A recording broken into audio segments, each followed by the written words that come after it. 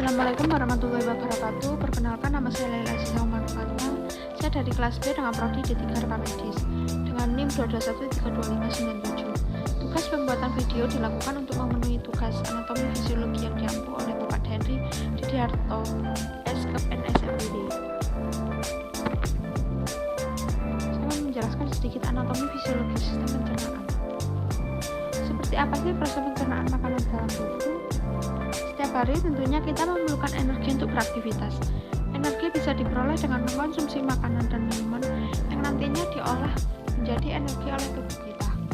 Karena terjadi sebuah proses di dalam sistem pencernaan.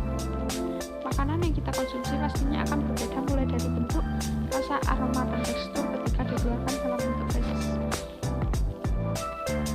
Sistem pencernaan adalah proses yang dilakukan oleh setiap organ.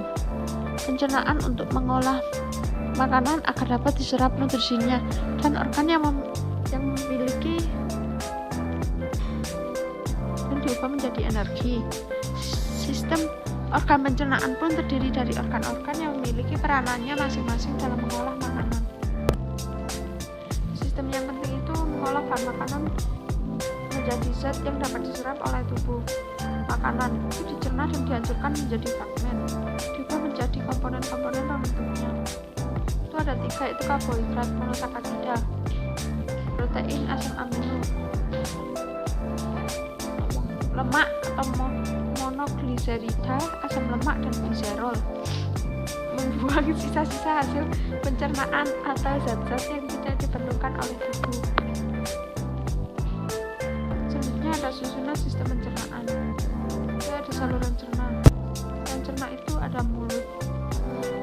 mulut, kerongkongan, lambung, usus halus, usus besar, rektum, dan anus. Kelenjar-kelenjar pencernaan itu kecilnya mulut itu parotis, mandibularis, sublingualis. Selanjutnya kelenjar pencernaan besar-besar. Selanjutnya ada kandung empedu atau gallbladder.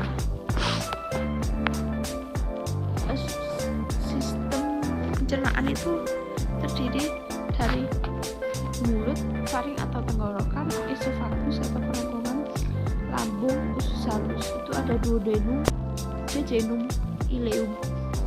6 ada usus besar, kolon, rektum, serta anus. Proses pencernaan itu ada 4: ingesti, digesti, absorpsi, dan eliminasi. Selanjutnya itu secara umum itu lapisan di saluran pencernaan terdapat 4 lapisan yang berbeda-beda, yaitu tunika mukosa, submukosa, muscularis, dan tunika serosa. Yang pertama, pencernaan secara mekanik. Yang kedua, ada pencernaan secara kimiawi. Ada urutan sistem pencernaan manusia itu ada rongga mulut. Rongga mulut ini saat masuk ke mulut, makanan dicerna pertama kali baik secara mekanik maupun kimiawi. Dalam rongga mulut terdapat gigi, lidah, dan kelenjar ludah. Gigi memproses makanan dengan cara menggigit, menyobek, memotong, mengunyah, dan menghaluskan. Lalu lidah mengatur letak makanan di dalam mulut, mencampur makanan dengan ludah, membantu memproses menelan makanan, dan sebagai indera pengecap rasa manis, asin, pahit, dan asam. Dalam air ludah juga terdapat enzim amilase yang mengubah amilum menjadi maltosa. Letak kelenjar ludah berada di bawah telinga, lidah di bawah, dan di bawah lidah. Yang kedua ada kerongkongan. Kerongkongan itu panjangnya sekitar 25 cm dan berdiameter 2 cm. Bagian dalam selalu basah karena cairan yang dikeluarkan oleh kelenjar mukosa. Yang ketiga ada lambung. Lambung berperan sebagai tempat sementara penyimpanan makanan. Lambung ini terdiri dari bagian atas, bagian tengah, dan bagian bawah. Pada kedua ujung lambung terdapat 2 klep. Pertama sphincter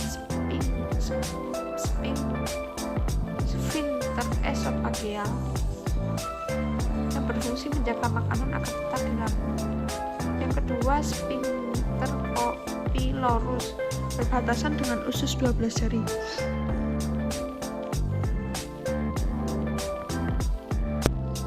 Yang keempat ada kelenjar pankreas. Kelenjar pankreas ini terletak di bagian bawah, di belakang bawah lambung, berwarna keputihan. Pankreas menghasilkan enzim pencernaan yang disalurkan ke usus.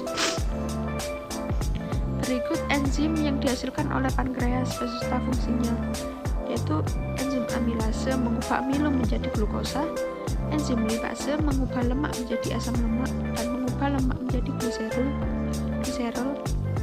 Selanjutnya enzim tripsin mengubah protein menjadi senyawa asam amino. Selanjutnya ada kelenjar hati. Hati ini merupakan kelenjar terbesar dalam tubuh manusia. Terletak pada rongga perut sebelah kanan, tepat di bawah diafragma.